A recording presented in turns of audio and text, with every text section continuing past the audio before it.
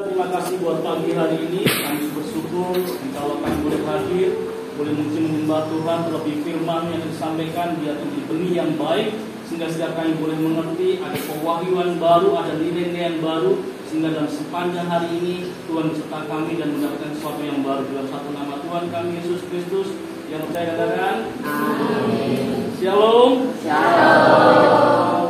Belum sarapan? Terima kasih buat undangannya Bapak Ibu Guru, terima kasih. Perkenalkan, nama saya Yohanes Jatmiko. Seperti saya ingat beberapa puluh tahun yang lalu saya pernah jadi guru juga. Jadi S1 saya matematika di salah satu di Solo, dan dia fisika. Jadi kami orang-orang sains yang sekarang sudah berbalik pencarian pada Tuhan. Sekarang saya ambil sebuah teologi. Jadi kami orang sains yang istilahnya dulu berpikir logik, sekarang ada sesuatu yang di atas logika yang perlu kami cari dan di situ kebenaran.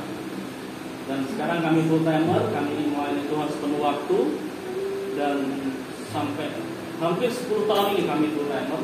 Kami tinggalkan pekerjaan kami sebagai guru, sebagai dosen. Sekarang kami lebih dalam pelayanan, kami ke pulau-pulau, lebih ke mana? Besok Desember kita ke NTT, ke Timor Leste untuk mengabarkan kabar baik. Yang kedua, tahun depan kami juga punya program, karena kami sudah punya yayasan. Kami mau masuk ke sekolah-sekolah, karena kami yakin semua orang diciptakan semua pandai. Amin. Gak ada yang namanya bodoh, gak ada yang namanya tidak pintar, semuanya dalam keadaan sempurna Tuhan ciptakan. Tapi kenapa kesini banyak orang mengalami merasa tidak pintar, tidak pandai, karena ada penghalang itu. Dan kami mau masuk dalam sekolah-sekolah untuk mengabarkan kabar baik ini bahwa Tuhan kita memberikan fasilitas supaya anak-anak yang lebih dari pemenang. Amin. Ini tidak ada namanya nanti kita orang-orang kawakan, kita nomor 2, kita orang-orang yang diberi Tuhan menjadi agennya Tuhan. Kita akan menjadi orang-orang yang cemerlang di hadapan Dia. Amin. Sehingga nantinya saudara tidak lagi minder, tidak lagi merasa minoritas, merasa aku tidak beruntung. Ketika kita tahu bahwa ketika kita diciptakan Tuhan, kita menjadi anaknya Tuhan, seharusnya Roh Kudus itu yang memampukan kita untuk menjadi orang-orang yang luar biasa. Kita mencatat siapa orang-orang yang dipenuhi Roh Kudus. Dia orang-orang yang memecahkan rekor pribadinya. Dia selalu mendapatkan hal-hal yang luar biasa. Amin. Si Daud, ketika dia masih sebelum mengalahkan Goliat, dia mengalahkan beruang, mengalahkan harimau. Akhirnya dia menemukan Goliat yang di situ dia bukan bersaing dengan orang lain, tapi dia memecahkan rekor pribadinya. Kita di sini tidak untuk bersaing dengan kanan diri kita ranking 1, ranking 2, saling kompetisi enggak. Kita sedang memecahkan rekor pribadi. Setuju? Setuju. Dan kemarin kita sudah belajar dan kita mendapatkan nilai yang bagus. Besok kita harus pecahkan rekor pribadi. Amin. Sehingga nantinya saudara bukan lagi orang-orang yang hanya sekedar bawahan, tapi orang-orang yang berpikir untuk menciptakan lapangan pekerjaan itu. Amin. Amin. Setuju? Setuju. Kalau bisa juga jadi saudara bekerja dan melayani Tuhan. Ketika saya ambil full timer dan saya ambil keputusan untuk meninggalkan pekerjaan dan saya full timer melayani Tuhan, dan saya nggak tahu bagaimana mencukupi. Saya sekarang punya istri, punya anak 2. Anak saya sudah kelas 6 SD sampai kelas 5 SD. Dan ternyata ketika saya mengambil keputusan itu, Tuhan juga cukupkan semuanya. Amin. Dan cerita sedikit sebelum kita membahas firman Tuhan, supaya saudara ngerti bahwa kita semuanya diciptakan dalam keadaan sempurna.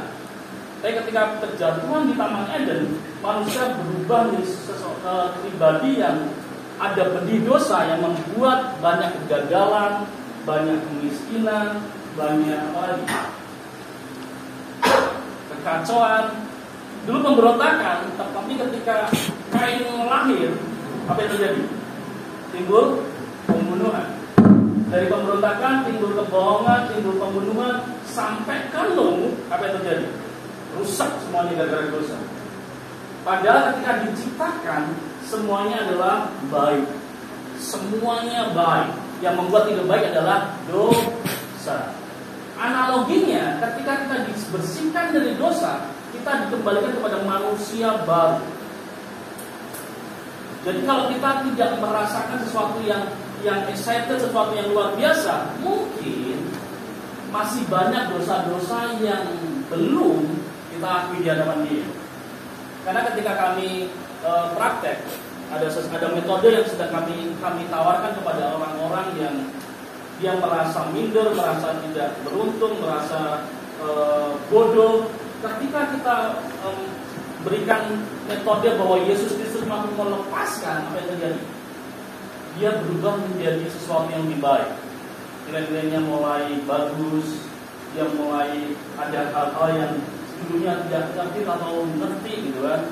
Yang kedua, bagi orang-orang yang bekerja, yang dia merasa sesuatunya dia tidak beruntung secara ekonomi, ketika dia mengerti konsep ini, dia menjadi orang-orang yang diberkati. Bukan berarti saya teologi kemakmuran, enggak. Saya mencoba back to the Bible bahwa kita diciptakan sempurna. Oleh sebab itu di pagi hari ini kita akan buka bersama-sama di Roma 12 ayat 1 dan 2. Yang merasa suaranya keras boleh baca buat kita semuanya. Siapa yang merasa suaranya keras? Atau di sini kita baca bersama-sama ya. 1, 2, 3. Karena itu saudara-saudara, ini aku menasihatkan kamu supaya kamu mempersembahkan tubuhmu sebagai persembahan yang hidup, yang kudus dan yang berkenan kepada Allah. Itu adalah ibadahmu yang sejati. Saudara, kita berkumpul ini adalah bentuk ibadah, ekspresi kita beribadah. Tapi kita mencatat ini sebuah teologi yang ditawarkan oleh Paulus. Dia mengubah bagaimana paradigma kita beribadah, diubah dengan mempersembahkan tubuh sebagai sesuatu yang hidup, yang kudus dan yang berkenan. Jadi dulu perjanjian lama yang dipersembahkan adalah kambing, domba, ada yang nggak beruntung secara ekonomi, dia burung terkukur, burung dara gitu. Tapi setelah Yesus dikorbankan di kayu salib, yang terjadi adalah tubuh ini dipersembahkan sebagai persembahan yang hidup, kudus dan yang berkenan. Jadi persembahan itu tiap hari, tiap pagi kita persembahkan tubuh ini supaya dari pagi, siang, sore, malam tubuh kita ini dijaga daripada yang jahat. Setuju? Jadi pagi-pagi kita bahwa pagi Tuhan aku persembahkan tubuhku ini sebagai persembahan yang hidup, yang kudus dan yang berkenan. Dia bebaskan kami dari yang jahat supaya hari ini kami dibebaskan dari hal-hal yang tidak berkenan dengan Tuhan. Jadi tubuh ini ketika dipersembahkan kepada Tuhan, itu adalah ibadahmu yang sejati.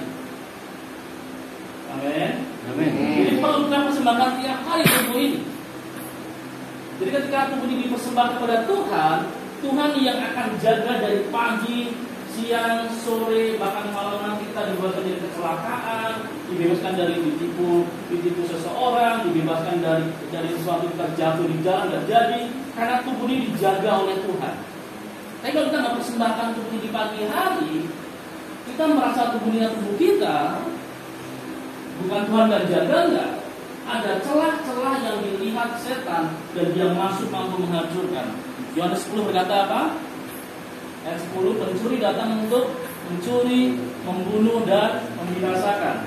Jadi yang dicuri damai sejahteranya, pagi-pagi kita nggak damai sejahtera, wajahnya cemberut, ya kan?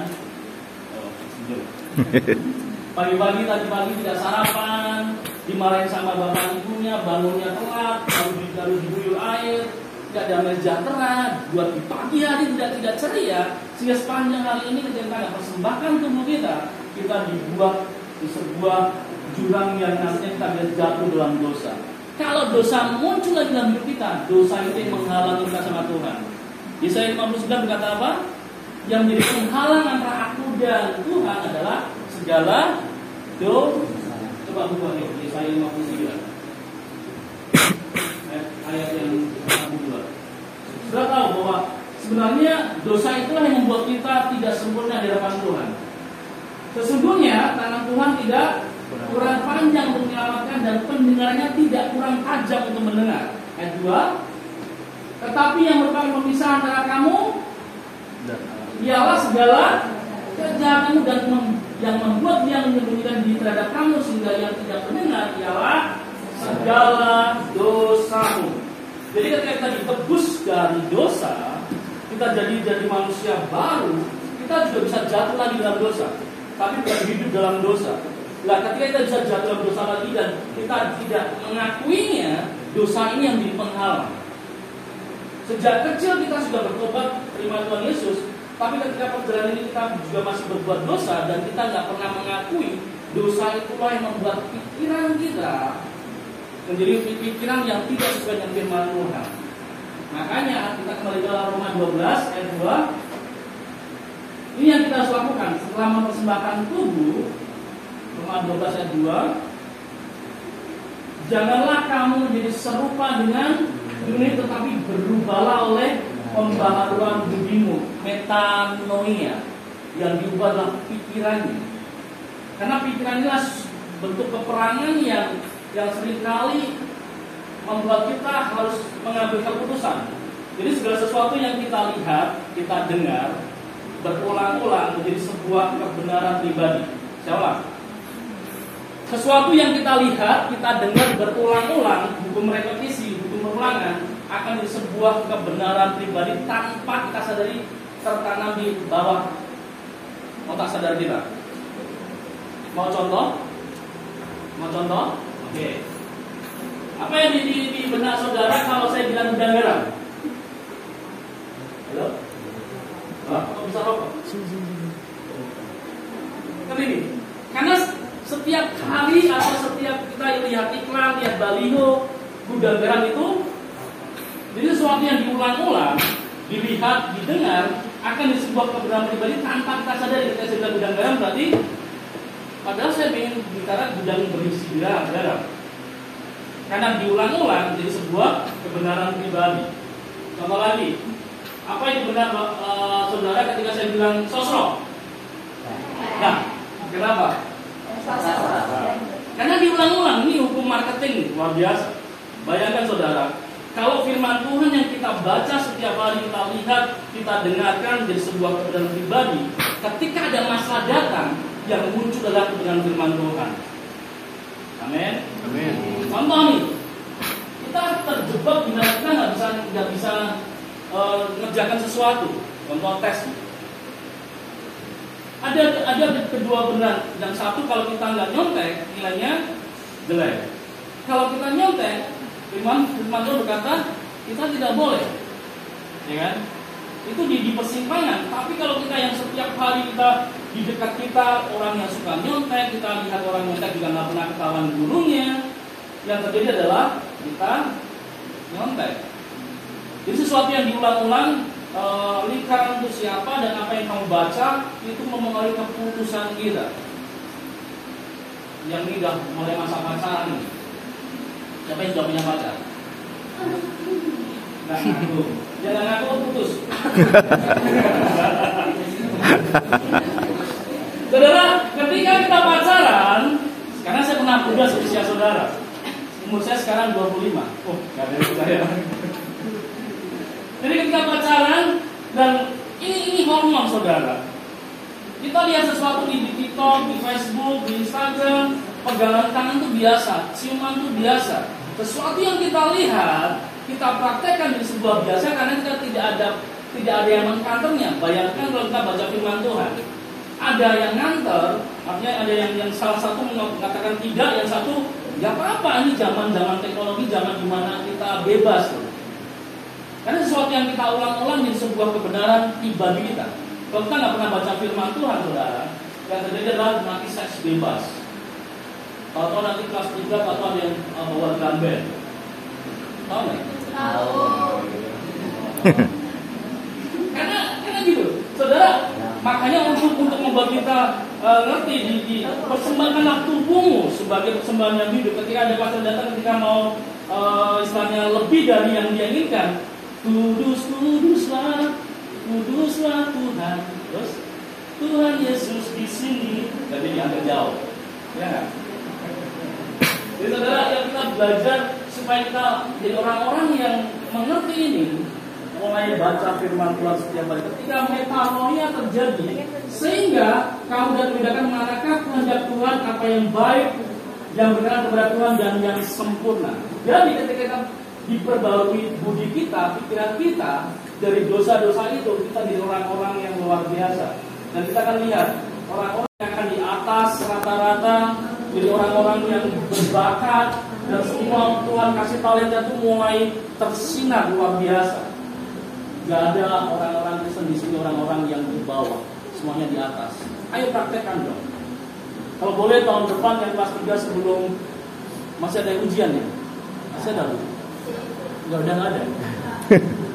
Kita bisa praktek itu supaya ketika dibersihkan dari dosa itu, kita jadi orang-orang yang luar biasa. Amin. Jadi di pagi hari ini satu hal yang kita bisa simpulkan bahwa pembaharuan budi ini adalah sesuatu yang penting. Metanoia itu berubah dari sesuatu yang tidak tahu dari tahu. Seberapa banyak yang saat ini sudah baca firman Tuhan dari Kejadian semua sudah selesai? Oh, sini Kristen dari sejak setelah minggu? Ya. Umur sekarang kalian berapa? 16, 17. Kalian sudah baca umur berapa? 6 tahun. Berarti 10 tahun sudah bisa baca. Selama 10 tahun ini, kenapa nggak bisa Kejadian sampai Wahyu selesai? Karena ada dorongan. Coba, saya mau kasih setahun ini, saudara, kalau setiap hari satu pasal, tahu akan sendirinya akan selesai. Kemudian lagi, kami orang sains, ya. Jadi kami orang-orang yang mencari Tuhan, mencari kebenaran. Ketika kami orang-orang logis, kami harus baca itu, saudara. Akhirnya kami sudah berapa kali selesai gitu. Meskipun tidak mengerti, tapi kita sudah selesaikan itu. Saya mau kasih challenge buat saudara. Tahun depan sudah selesai. Amin. Jadi terima challenge. Saudara kita bisa pindah kembali tahun depan. Saya mendapati siapa yang sudah selesai, angkat tangan di sini. Diulang lagi. Kalau sudah selesai ini biasa saya kasih hadiah. Tadi aja kita cuci baru. Iya. Seperti itu. Ya. Kesimpulannya karena waktu, saya nggak bisa banyak lebar untuk membahas ini. Tapi satu hal, saudara, praktek di pagi hari ini, yuk kita setiap pagi persembahkan waktu dulu sebagai persembahan yang hidup, yang kudus dan yang berkenan. Sehingga dalam satu hari itu, saudara dilepaskan daripada yang jahat, mulai mengerti bahwa setiap hidup kita sebuah kesempatan untuk melayani Tuhan dan kita di orang-orang yang luar biasa. Akhirnya, saudara nanti setelah lulus dari tempat ini jadi orang-orang yang luar biasa. Amin. Untuk respon firman Tuhan ini ada siapa yang nyanyi? Ini apa? Oke, kita ini Pak Tebatas Kepala Samuel ya.